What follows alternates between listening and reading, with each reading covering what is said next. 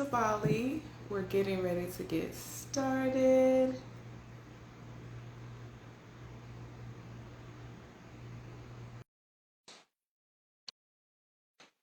I'm grabbing a special guest.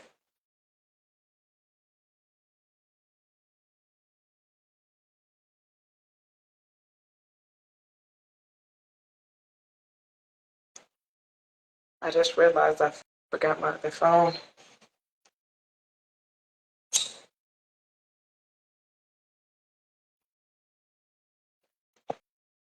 Hey.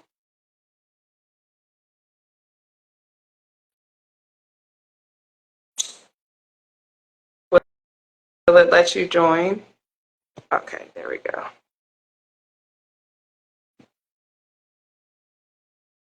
Awesome. I think it's trying to connect.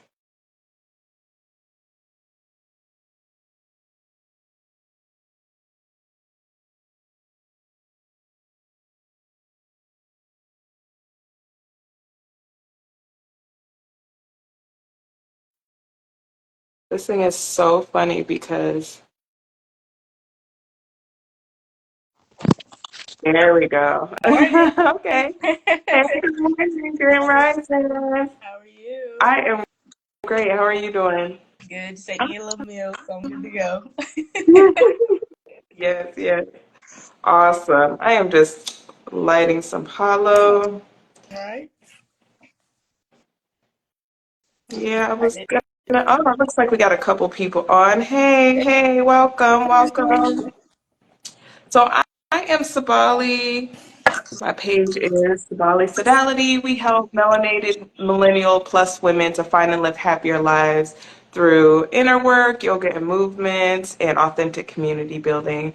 And I thought that now would be a great time to start collaborating with some folks. And I had attended this awesome Reiki workshop with Ashley. And so I was like, I have to have her on. Hey, y'all. Hey. And so if you'll go ahead and introduce yourself and talk about your business and what you do. Yeah, so I'm Ashley, full name Ashley Goode. I'm the owner of Asha's Garden, which is basically a space that curates workshops on a monthly basis focused around wellness, spirituality. So whether it's a new moon gathering or an intuitive Reiki meditation like SaBali attended, we have all of the things. But on my own, I'm a multidimensional energy healer, and what that means is that I have access to different realms. So whether it's the angelic realm, the spiritual realm, the galactic realm, I'm able to help you heal energy on all levels, whether it be through a guided meditation, Reiki healing, or doing ancestral readings. But my overall goal is just to help everybody move through their ancestral trauma, connect to the healing within them, and kind of get reconnected to their spirit guides and their ancestors, because I feel like we are so powerful. And as soon as we remember that, we come home to ourselves as a spirit and can really start making a lot of changes within our life.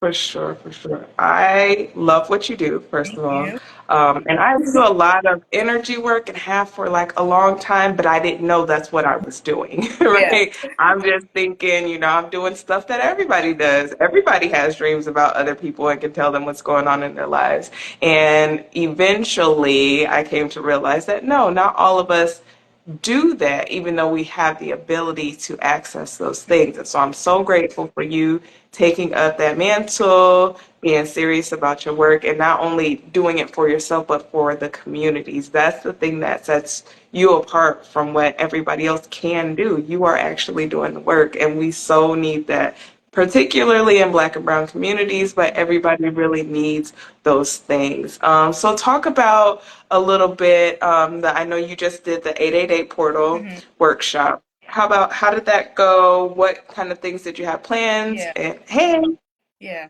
go I'm gonna be ahead. transparent and honest. So I wasn't able to do it because of like the rain, because it was in person. But I think that was a good opportunity to pour into myself.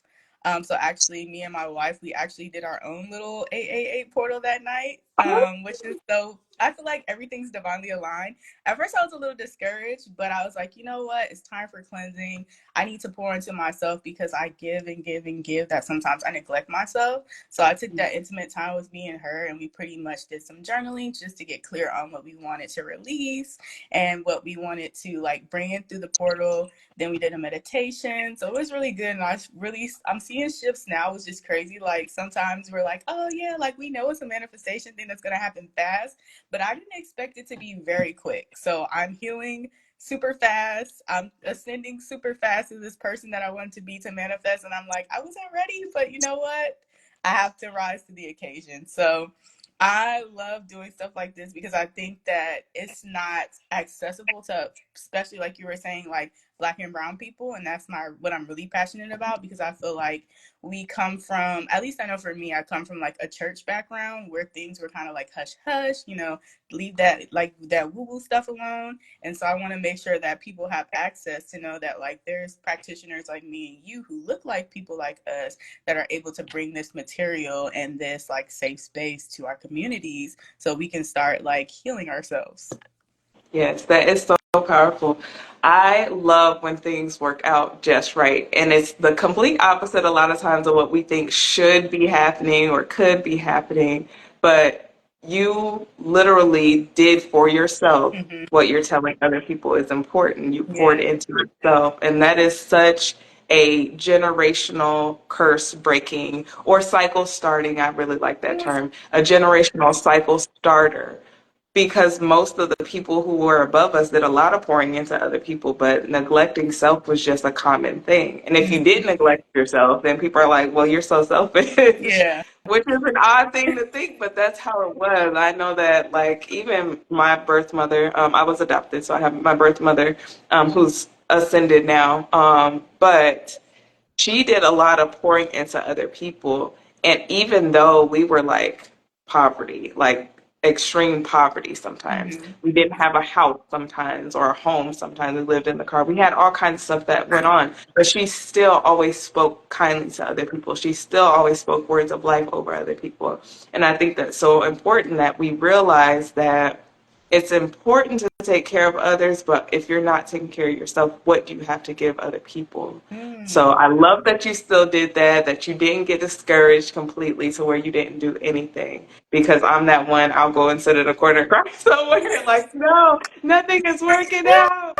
And the universe is like, now see, you just throwing a fit, and they don't give me no room for Yeah. that. But yeah, okay. So what kind of workshops and things do you have coming up on the horizon? Yeah, so I just did a Reiki reset class. I think that's the one that you attended at the Yoga Barn. So I do those every third Thursday. So there'll be one in September. And then next Saturday, I have a space out here in Concord because I try to service both Concord and Charlotte. I have a similar workshop. It's just called Intuitive Reiki Meditation. And then on the 28th, I'm doing Akashic Ancestry workshop where I'm going to be guiding people into their Akashic records through meditation. And that way you can kind of get access to see like what needs to be healing, because I feel like I'm obsessed with like guiding people into experiences that delve them into like their subconscious mind to reveal things that we don't look at often, or sometimes we just too stubborn to look at in general. So getting access to the Akashic records has been like a recent passion of mine, because I feel like there's so much knowledge out in the universe, and a lot of times we think we need to go to people in order to get these answers. And I'm all, because I'm a practitioner myself, so I'm all for guiding people and helping them, but I think I love guiding people to their own wisdom, because you have that within you. So through this workshop, we're going to go within ourselves, get access to the information that we need, and then do some deep healing work that's going to be transformative, not only for you, but for the people coming after you. Awesome, awesome. And so, can you talk a little bit more about the Akashic Records and what that is for people who Yeah. don't know? Yeah, so the way I like to think about it, a lot of people say it's like a spiritual library that you can go into. I don't believe that. So you may hear certain things like it's very like locked off, it's very guarded, and you have to be a certain person to get in access to there.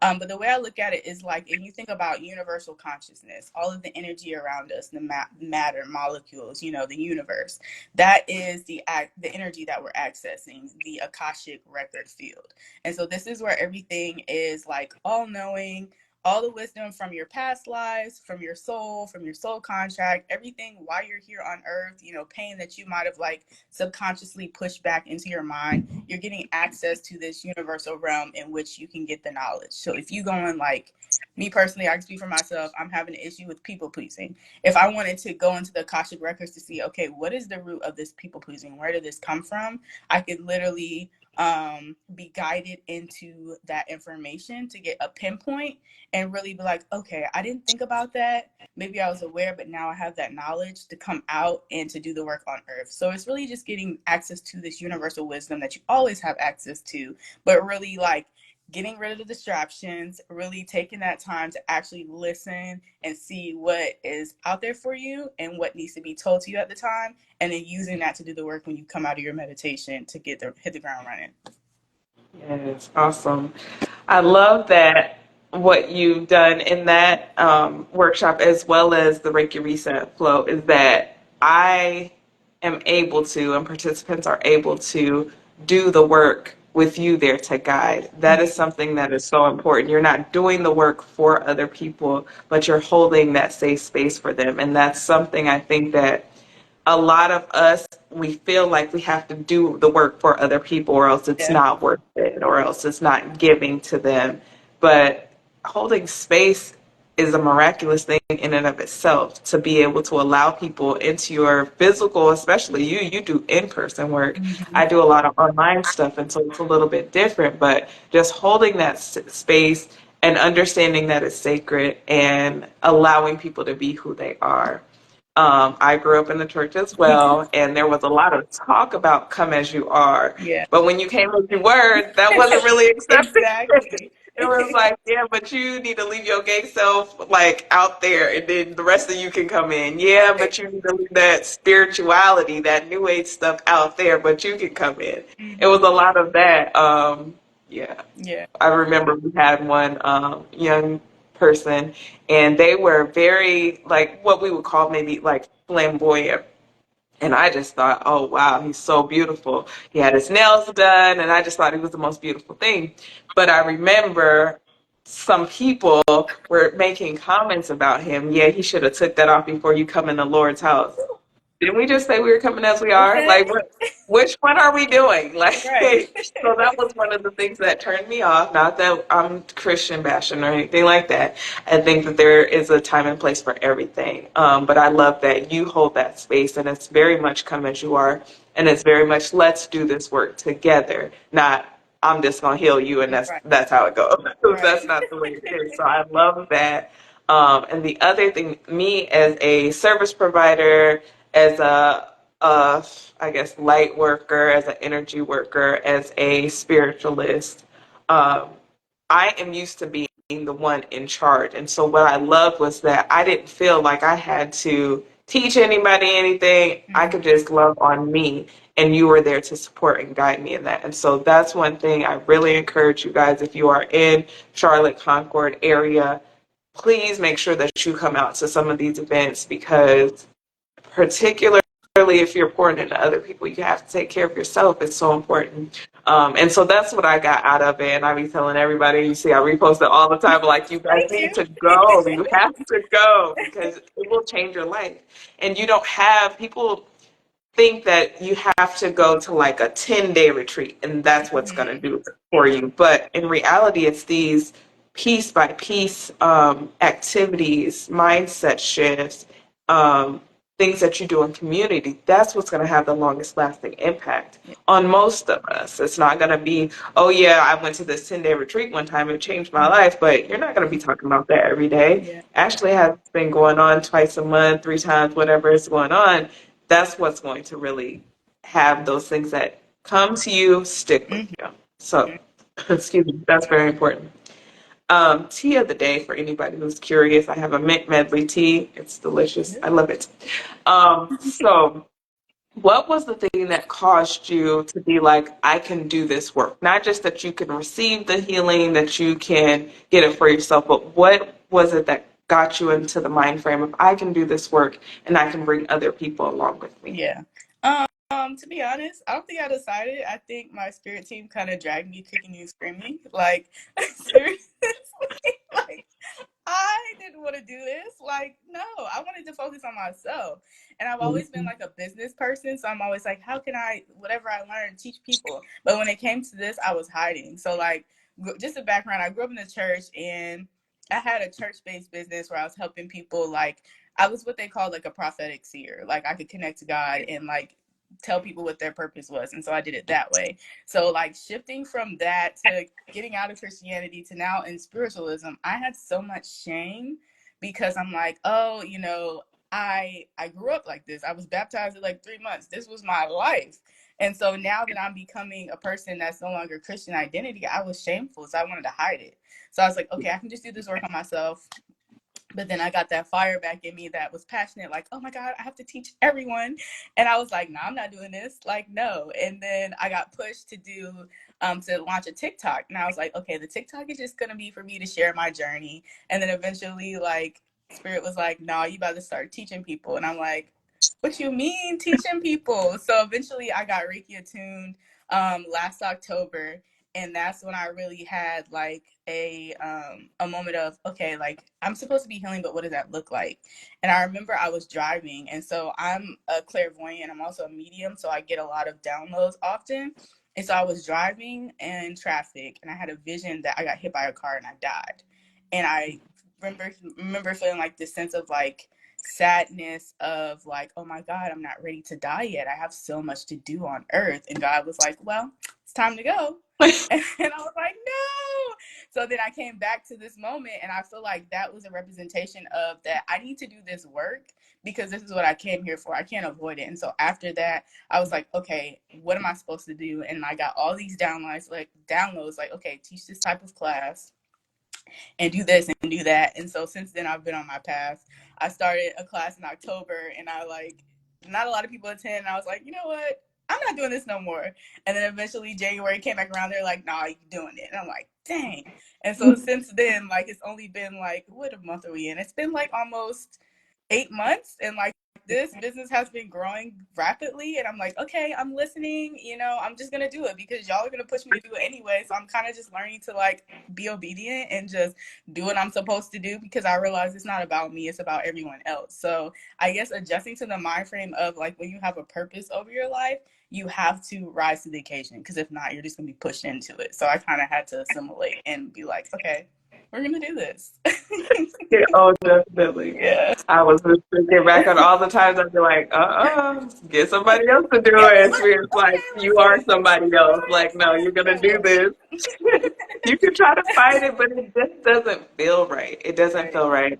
And it's so amazing when it's something that, like, that you know this stuff. Like, it's so in you Mm-hmm. that, for instance, I went to this dinner party with this young lady that I was seeing. Well, it wasn't really a party, it was like a get together.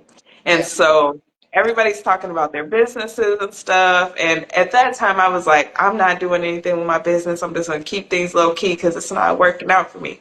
And so I somehow end up telling people, like, because I've been vegan 8 years now.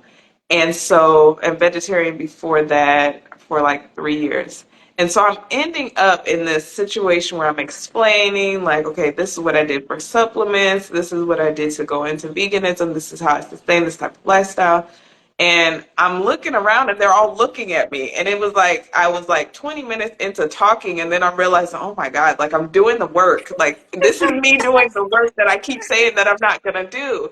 And it's so much, it happens so easily. Yeah, it Like when does. you just let go and let God, so to speak, let Yeah. spirit, let universe lead you into what you're meant to do. You cannot fight but for so long because it's coming out of you one way or another. I like the analogy of the tree, how the tree bears fruit, but the fruit is not for the tree. The fruit is for us. The Yeah. fruit is for all the others. And so that's how I feel. It's like all of the work that I've been doing is because I be in the books, I be studying because it's fun for me. Yeah. I like to learn, but like you said, it's not really for me. I'm Right. doing it because it feels good to me, but it's for others. So Yeah. that makes a lot of sense. What kind of advice would you give somebody who's like, I need to know my life's purpose. I need to know how to get back on my path. Like, what does that look like in practical terms? I would say there's so many options. I Like thinking know. about like I think I would really say go inward because all of the answers are within us. And so like I think when you start going inward, you're going to have to heal. And in order to heal, you have to deprogram yourself from what the world told you needed to be, whether it's your parents, whether it's society, or the pressures that you put onto yourself, and start healing. And as you heal and go on this journey, because it's not a like one and done type of situation, it'll reveal itself. Because what I realized is I had to get all the gunk out in order to like really see clearly what my path was. Because I've been chasing my purpose for 100,000 years, I feel like ever since I came out the womb, I always knew like, okay, I wanted to be this type of person. I always saw myself as like this person that was speaking to people and helping people, but it wasn't clear because I feel like I had all of these societal pressures, like actually being like trying to condition me to be a certain way. And so once you start healing and you remove all the voices and you listen to yourself, you'll start figuring out like what the song is. Like, okay, now I feel connected to this and I'm going to follow this. And it's just this is what my purpose is. So it's a journey. It's not like one and done, but go inward, do the healing work, and it'll reveal itself to you. Yeah, that's really powerful. A lot of people have voices inside their head, but it's everybody else's voices. And Mm-hmm. to come back to self and even learn what your own voice looks like Yeah. is a process for most of us. A lot of us also, we don't start this until we're in our like late Yeah. 20s, early 30s. And so you got to remember when you're making a change, you got 20 or 30 years of that other indoctrination that you have to get out. And so I love the fact that you're like, it's a journey. Like you're going to have to keep coming back to this Yes. because in my mind, I'm like, if I know something, then I should never have to learn it again. Mm-hmm. But what I realized is that I'm a different person. Every time I come back to a so-called lesson or something that a situation, I'm a different person than I was Yes. before. And so, number one, I had to let myself off the hook because that's how life is. Life is cyclical. Things are going to come around. If you look back at your life 7 or 10 years ago, you'll realize you're kind of doing some of the same things that you were doing then. I went back yesterday and I was watching this YouTube video about this young lady. She had been through all kinds of stuff, but she creates this yoga studio and she lives above it because that's one of my dreams. Like Wow. I cannot shake this feeling Yeah. like I have to do this. And so I was looking at her story and I was like, wow, when did I watch this? Like, when was I first introduced to her? And it was literally 10 years ago. And so a lot of the lessons, a lot of the things that I was experiencing then, I'm experiencing now. But of course, it's different. I'm 10 years older. That's a lot. That's a lot of time to be like experiencing life. My kids are all like about to be out the house. I have three. They're young adults at this point. Yeah. So it's just about remembering that you may have to come back to certain so-called lessons and taking what you already know and using those things to get past it rather than being like, why me? Mm. I shouldn't have to go through this. That's me, big time. I shouldn't have to go through this. Well, you are, sweetheart, so what we gonna do about Right. it? Like, I be all over myself because I just I tend to be like, woe is me a lot. Mhm. And I know that just like you were saying with the people pleasing, we can identify those things, but then what are we going to do about them?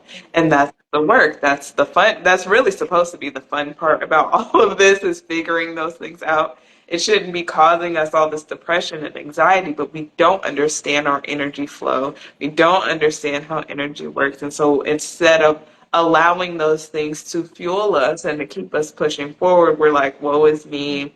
I shouldn't have to, things like Yeah. that. What are some daily spiritual practices that you engage in that you think other people might benefit from? Yeah. Ooh, I am having to upgrade mines now because I'm learning like the more I'm healing people or helping people heal per se, I am having to constantly like cleanse, protect all this stuff because I realize I'm very sensitive and now it's literally like affecting my ears and my vision. And so now I feel like I have to do like daily grounding routine. So every morning I'll do yoga and meditation. And then I also have like some protection oil, especially because I work in like a public setting. So I have to make sure I'm like on lockdown so nobody's like infiltrating my auric field. I do a lot of visualization just to imagine myself being like in this protective bubble. Also, just making sure that I'm frequently spending time with myself. So, like, even if it's 5 minutes at work, even if it's like 5 minutes after I get off work, I try to take some time for myself. I love a solo date. So my thing right now is like movement and so dancing. So I take frequent dance classes. So just carving out time for myself and making it a routine because I don't want to drop the ball. Because every time I drop the ball, the world explodes. And with my ADHD, like I could be in a hole real bad. So I'm trying to make sure that I'm consistent and I find things that align with me because I may look on the internet like, oh yeah, I need to go to the gym, but I realize that's not my life. So it's also curating things that fit me, so that way it's effective and it's not like okay, I'm just doing this because I have to do it. So it's kind of getting creative. Yeah, that's for sure. And learning what works for you. I Hmm. tell people if you have no idea, then just try some things. It's okay to try some things, even if it doesn't fit with you, Yeah. even if it's not going to be something that you do forever, instead of trying to make these big life changes and, oh, I have to do this for 72 times. If you didn't like it the first time, you don't have to try it again. Hmm. You can. Yeah. You can. There's benefit in that, but you don't have to. I went through a phase again, like about 10 years ago, where I was getting ready to make all of these big life changes. I just didn't know it yet. And what I started to do was if I ate something and I didn't like it, I would stop eating rather than keeping the mentality, oh, well, I can't not eat this because then I'm wasting food. Yeah. Abundance and lack don't live in the same space. They can't live in the same space because they're opposites. So I started to think, I'll eat again. Like it's not that serious. Not just saying wasting for the sake of wasting, but if I don't like something, I don't have to continue with it. If I don't like a person, I don't have to stay around them. If I don't like something within myself, I have the autonomy, the authority, and the requirement to change those things. I don't have to hold on to anything that doesn't feel good to me. Hmm. And so it was like those types of things started popping up in my life, and I was like, well, that's strange. Like, I'm not really like that. Like, I don't waste food, though. Like, I Yeah. don't understand that. And so I didn't call those healing practices, but that's exactly what they were. Things like that that started to sit with my spirit. I covered my hair for a long time, for like a year. Anytime I went out the house. Why I did this, I don't know. I was just called to do it. And again, being obedient to spirit, that did things for me that I didn't realize that it did. I won't go into that. I'll talk about that another time. But it's being obedient to spirit and doing what works for you. My parents were like, first you're a vegan, now you're covering yourself. Like they were having a whole fit because they are Christian preachers. And Yeah. so they're like, are you joining a cult? Like what is going Yeah. on? They didn't know what to think of me. And I tell them, like I tell everybody, you have to do what works for you. Just like you want to go sit on that pew every Sunday. And at that point in time, we were going to church like 7 days a week. It Oh, was ridiculous. But just like you want to do that, I will love and support you, even though that is not my chosen path. I love you. You do you. Let me do me, and we'll live mhm. happily ever after. Yeah. So yeah, those are some really good practices. I love that you mentioned that you work. I do all kinds of eclectic type jobs. I got all kinds of stuff going on. And so I don't have a regular 9 to 5 right now, but I remember like going through those things. I would go through my day and I had to learn to breathe. That was the thing that Hmm. really was my like consistent self-care practice during the day when I would work. The other thing that I used to do, I worked in an environment where we were listening to other people talk to each other and we were scoring. We were quality monitors. We were scoring their calls. I know everybody hates that, but it was fun for me, right? It's fun for me. But what I would do when I'd be like, I am not doing this job no more, I'm about to quit, I would go and I would sit in the lobby and I would tell myself, you have an option right now. You can get up and you can walk out this door. You have the authority in your own life. Stop trying to make it seem like somebody's forcing you to be Yeah. here. They're not. So make a choice. Like that's how I talk to myself. Make a choice because we're not whining about it. Yeah. We're not going to complain about it. We're going to make a choice. And once I continued to allow myself to realize that I was the one in charge of my own life, that's what gave me my power. Again, I didn't realize that's what it was doing. I didn't realize this was healing places in me from people telling me, no, you have to do this. No, you are a young black woman. My mom used to say, I was born with three strikes, being poor, black, and female. I let that ruin my life essentially because I'm like, those are bad things to be poor, black, and female.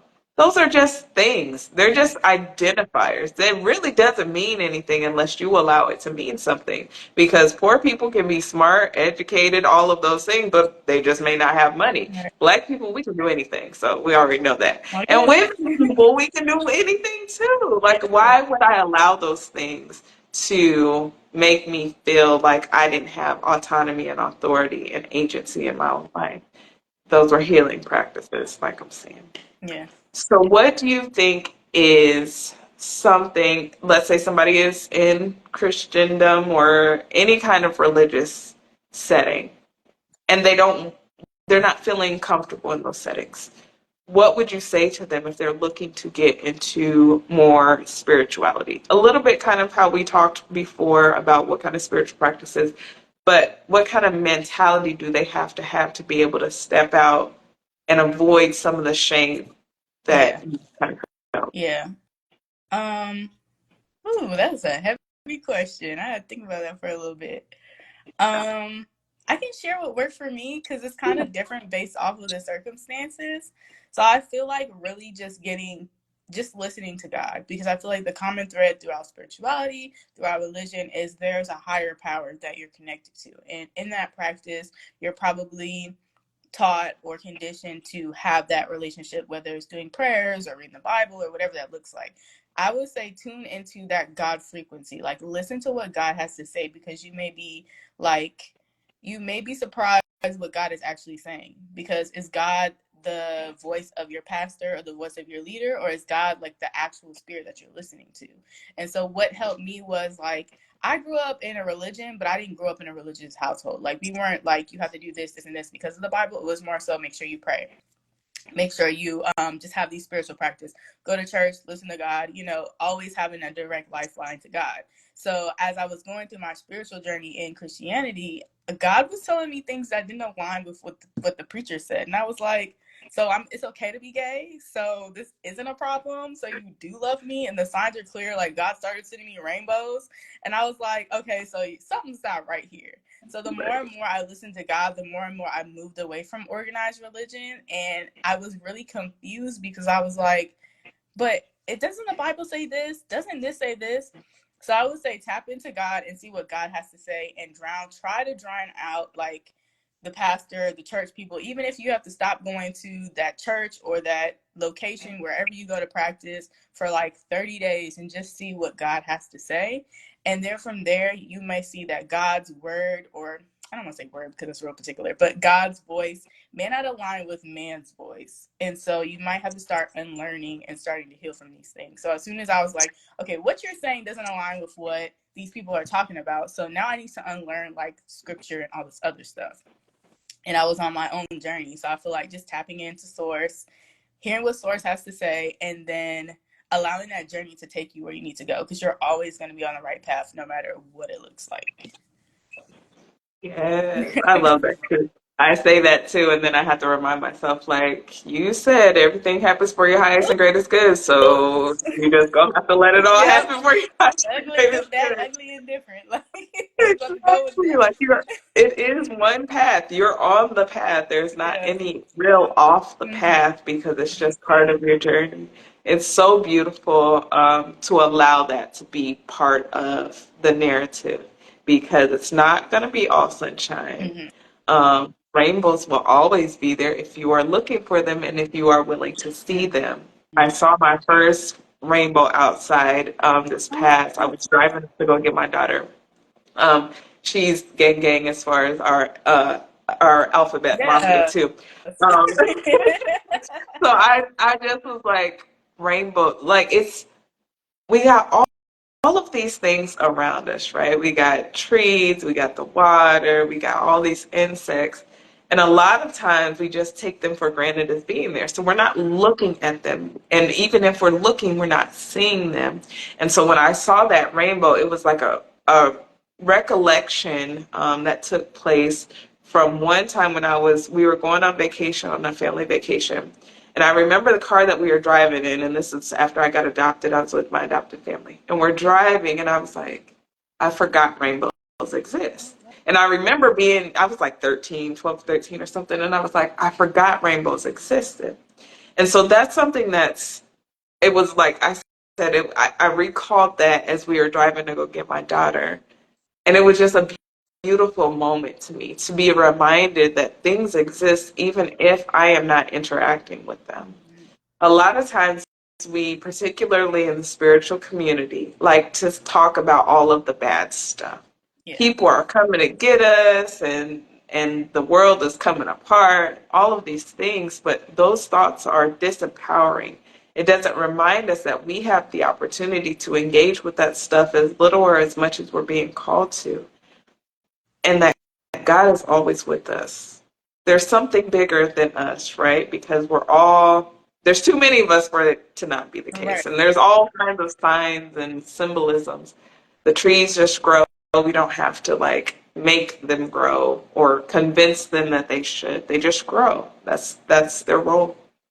And so I think that a lot of times reconnecting with those things that we may have forgotten about can really help us to grow past the shame of other people and remembering that that's their journey.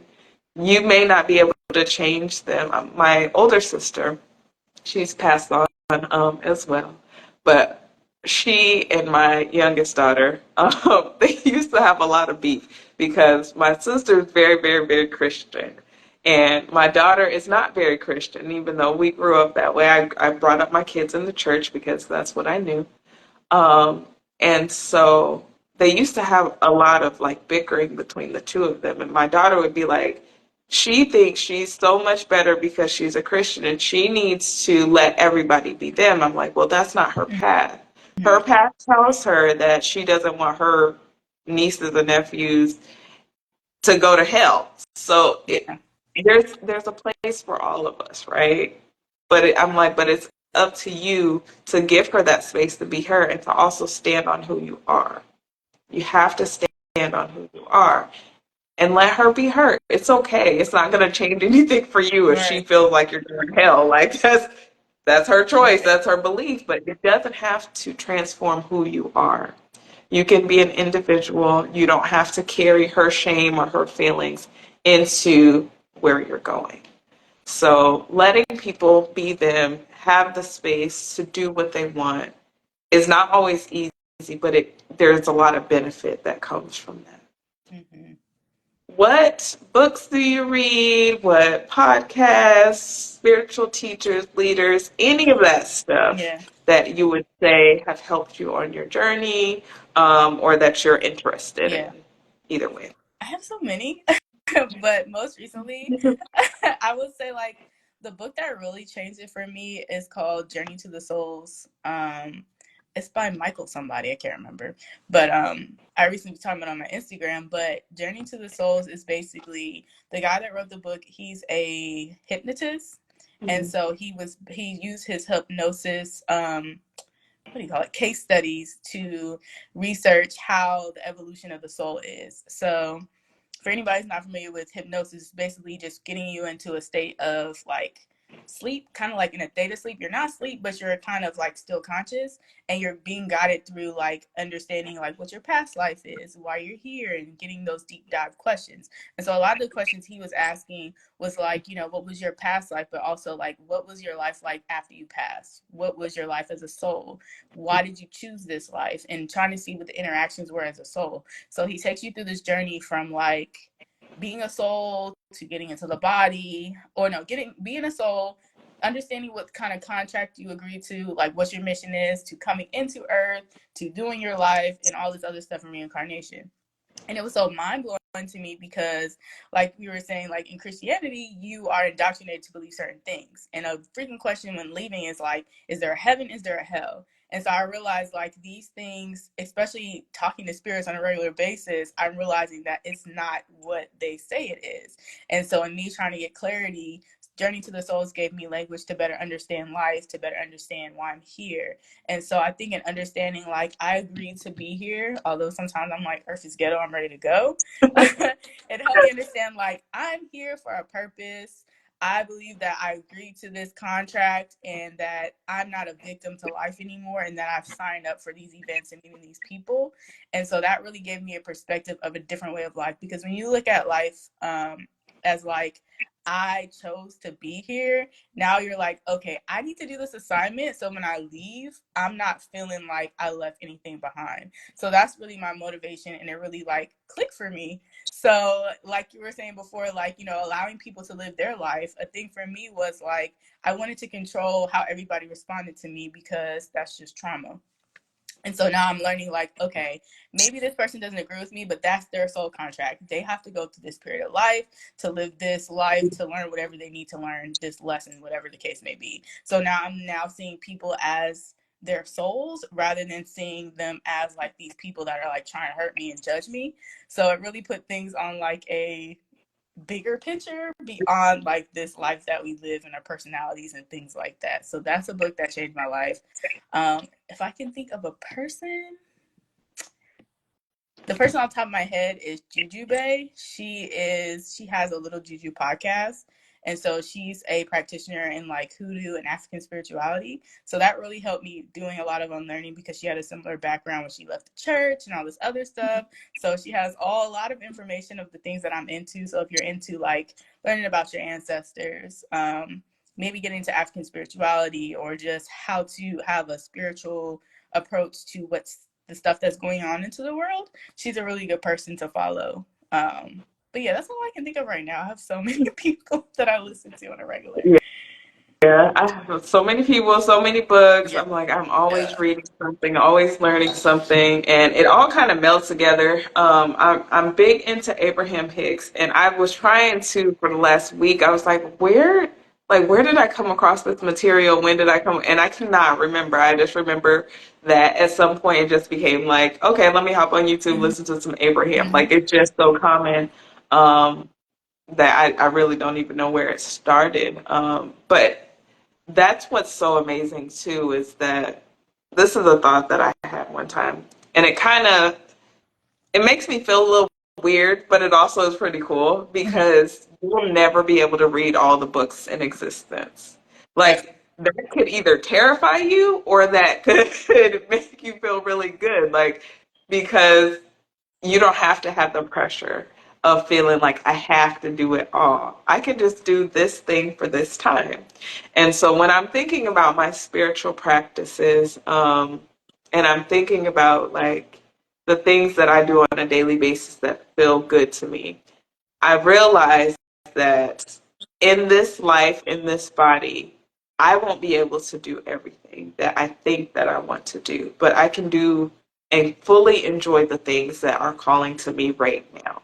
This is what I have control over, my breath in this moment. Everything else is kind of willy nilly, and that's okay. Allowing it to kind of flow through you instead of you having to be the one to do it all Mm-hmm. is a big thing for me. It helped me out a lot. A book that I have read recently is actually, I keep coming back to it, and it's an astrology book. It's like the only astrology book you'll ever need, I and I have just that keep one. going back. Yeah, I just Yeah. keep going back to it and keep going back to it. And I am the type, I'm like, I want to start something, finish it, move on to the next thing, but I had to be broken out of that cycle too. It's okay to come back and read a little bit here and a little bit there.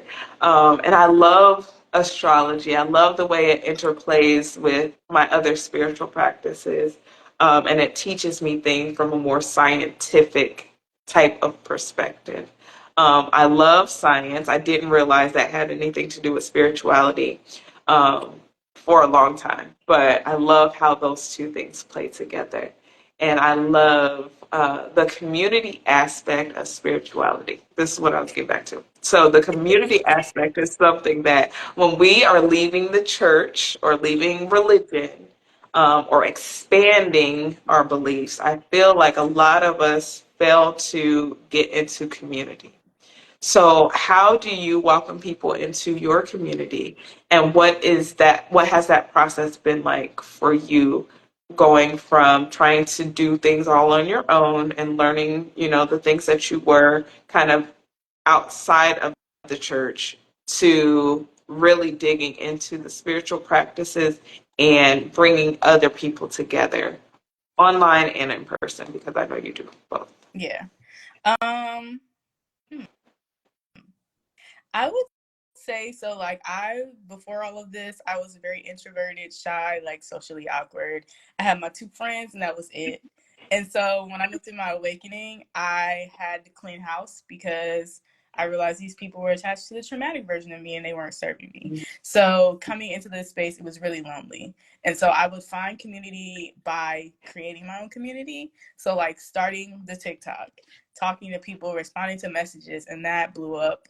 And so I started online finding people, because a lot of times when you're new to something and you don't have the language to look for it, it's hard to find community. So I'm a person who would join the Facebook groups. I would join the membership, the Patreon. You want a member, I will be it so I can learn. So just getting in spaces that allowed me to learn, and where I would find other people that like what I do or like the same things I like. So I think I started there online because it's easy to just talk to somebody online, especially when you don't have anybody around you.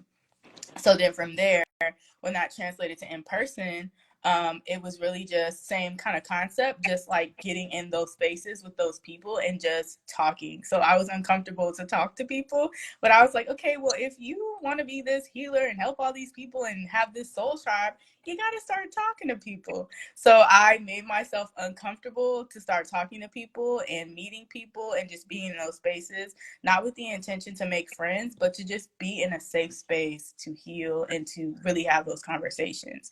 And so I think naturally, like, the community kind of grew itself. And then as I taught my classes, I realized that the people that are meant to be in the space would come and it would naturally feel like home to them. And so I felt like it became a bigger thing than just what I imagined for myself. I just wanted to be around people that I could, you know, that understood what I was going through at the time. And now it's, oh, well, now you have all these people coming to you because you understand. So I feel like, although I've always been a communal person, I think I've always been a community starter. Like, being the one to say, hey, I'm different. You guys, are you like me too? And they're like, oh my God, I am. Let me come over. And so now it's like, constantly growing. So I feel like community has been pivotal for me because I am an introvert and now I'm an extrovert, and now I'm having to do these spaces, and now it's like planting a seed and people are just coming in and people feel like they are being seen. So I think community is amazing. I love community. Oh, yes. I agree with you. I am a very shy Yeah. person. Um, and everybody's like, you don't come off that way. I know, I've practiced. It's trauma. Okay. It's trauma, but it's working. It's working for Yeah. me, okay? It's trauma, but it is working for me. Because I learned at a very young age, you have to learn to adapt. And so it's trauma, but it's working, right? There's benefit in anything if you allow it to be. So I've enjoyed creating community, particularly in the online space. But I'm like you too, as far as getting out into the community. It's just a little bit of a different vibe. And there's something that happens when you step out of your comfort zone. Then you are making space for yourself and you're making space for other people. Because I'm sure there's probably people who are like, oh, I could never get up and do that. But I'm telling you, when you do, that opens the door to other things and people who are supposed to be in your life that can't get to you because you just won't open up just a little bit. These are people who can benefit you. These are people who you will be allowed to help water, grow, whatever stage they're in. You're going to have your place in their life as well. And that's the thing that pushed me outside of where I wanted to go, was knowing that it's not just for me. Again, this is a part of a community. mindset, and I have a job to do within the community as well. I loved like thinking about how things worked when we did live more communally, generationally as well. The good side of it, as far as learning different things from different people, using their experiences to enhance your own, and vice versa. And I think that that's something that a lot of us miss out on because we're too shy, too scared. We're wondering what are they thinking about us? Nothing. They're thinking about what you're thinking about them. Right. Like that's a lot of it. But I also love the fact that you used not having the language around certain things because I think that that's important not only in like a safety type situation, but also when you're learning. A lot of people, I'm also polyamorous, and a lot of people come into the community and they say what they think is the right thing, and then people attack them because don't say that. How could you say you're looking for a third? Looking for a third is a big thing in polyamory, and that gets a lot of people a lot of heat on a lot of people. And so, let's talk a bit about how we develop the language around um, cultural discussions as far as wellness, as well as just spirituality in general. How do you go from not knowing to knowing?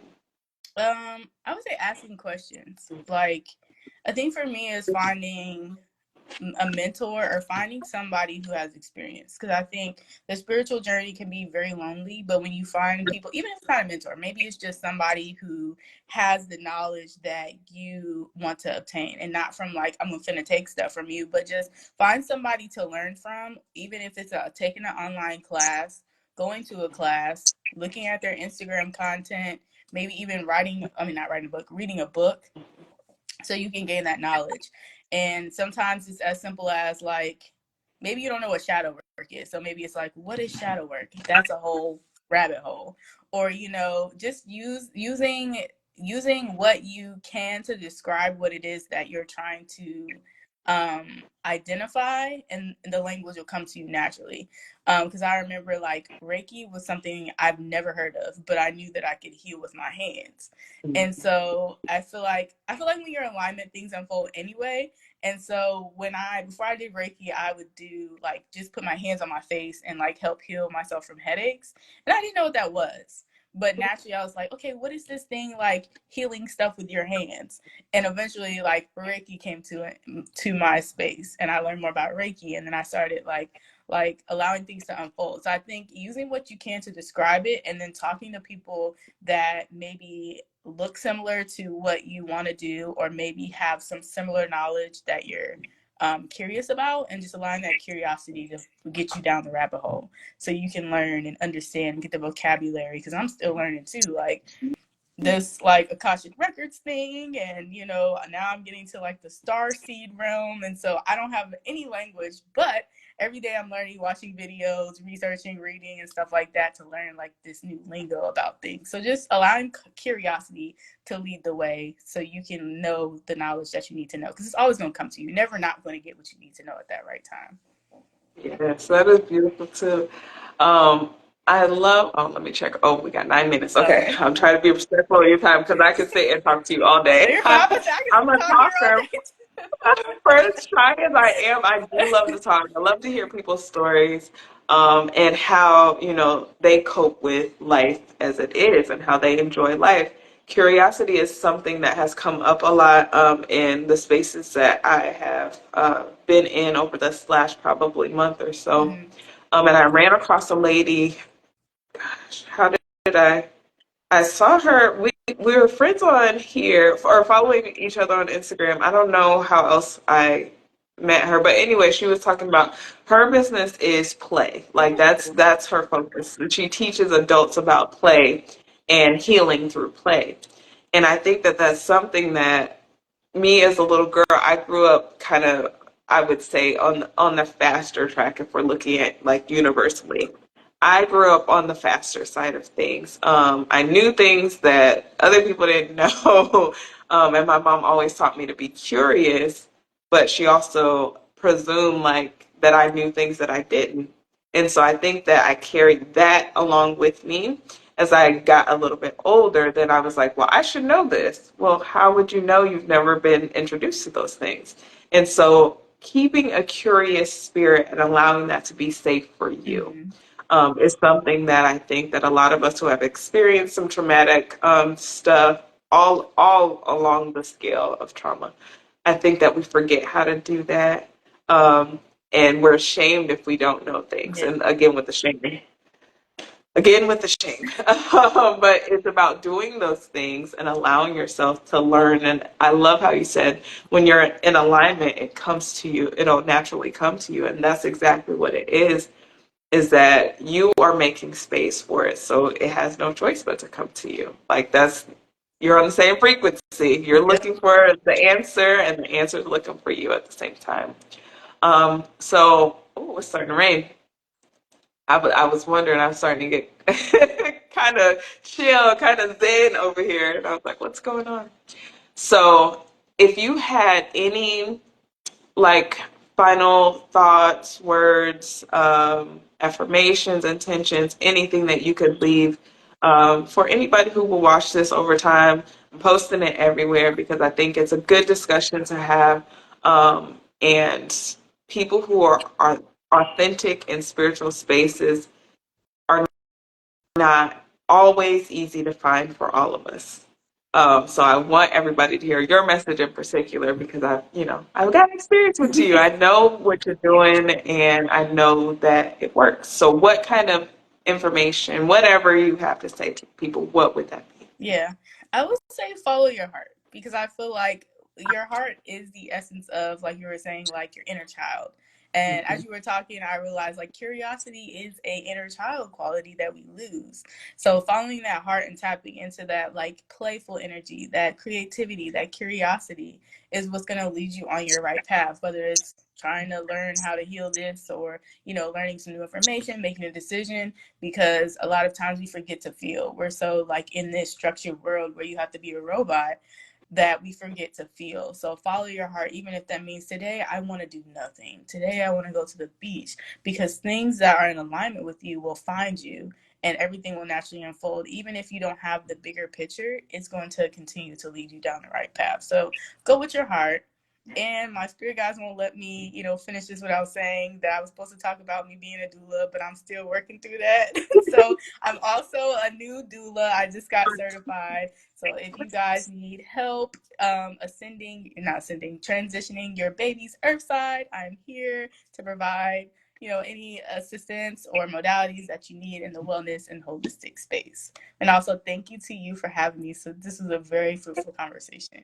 Yes, I appreciate you for coming on. And I was going to have you go through all of your things that you're doing again one more time for the folks because I think it's so important.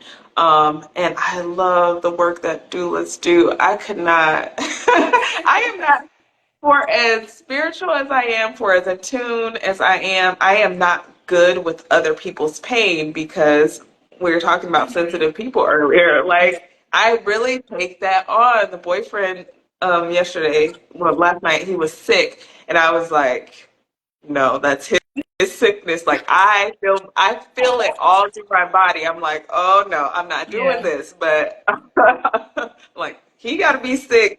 He's gonna get well, but I cannot take that on. And I was fighting not to be sick too. And I realized that I've been a lot more open as I'm diving more into my feminine energy side because I think that that's doing a lot for me. And also, I've been called to do a lot of root chakra work. Yeah. Over the past year. And so from there, now I'm starting to transition into heart chakra work. That's been heavy. So I love that you said heart. I was like, oh, yeah. The universe is speaking to me about this. I got the green cup, Period. green and pink for heart chakra. But yeah, so go through all of the things Yeah. that you're doing and anything that you have coming up for the folks and also your social media where all they can reach you because I know you have TikTok and everything too. Yeah. So I would say the seed to follow me is on Instagram. Asha's. Sorry, because I just changed my name. Asha's Garden Heals. And from there, you can click the link in my bio to see all of my events I have regularly, whether it's online. I also have a digital community where we do monthly meditations. Also, I have regular meditation classes and workshops coming up. What else? I am a spiritual doula, so I'm now newly to this journey that I'm surrendering to, as we were talking about, like dragon kicking and screaming. But I'm going to answer the call, where I am now providing a new. So I feel called to like help the souls transition to Earthside. So if you are a spiritual person, a healer, that you're looking for a doula that speaks that language, that can connect you to your child, I'm here. Like I'm now offering child mediumship sessions. So if it's in your belly or before you conceive, I can connect you to that spirit. So I have a whole abundance of spiritual services for doula. Also, what else do I have? That's about it. If you go to my page, you'll find my website, you'll find all my social medias. I'm always running my mouth online. So I would love to, follow you guys, see you in person, whatever it is that's convenient for you. But yeah, that's where you can find me. Wonderful. Oh, I love that. I didn't know that you did I knew that you did spiritual doula services, but I didn't realize you could do the before. I think that is really a cool thing Yeah. that you could do. Because even I was listening to this audiobook and she was like, well, I'm pregnant, but I don't feel connected to my Yeah. baby. I was like, I ain't have that problem, but I think that a lot of people actually do. And there's Mm-hmm. plenty of reasons for that. But that's really Yeah. cool. So awesome. Thank you so much for being here. Thank Thank you you. so much for sharing. I'm looking forward to coming taking some more classes because Yes. listen, I don't feel safe. My energy, I don't always feel safe with other people, Mm-hmm. because I know. Yeah. I know that it's important to protect yourself. So feeling a sense of being at home in your space is very important. Thank you for Of sharing course. space, for holding space, and for being a safe place for Black and Brown folks because we need it. Yes. Well, thank you, thank you, thank you. This was so good, so fun. I enjoyed it. Awesome. All right. I'll see you later and All see right. y'all later. As always, y'all know I say you deserve every good thing. You deserve everything you desire, and you are worthy of every good thing. Peace, peace, y'all. Bye.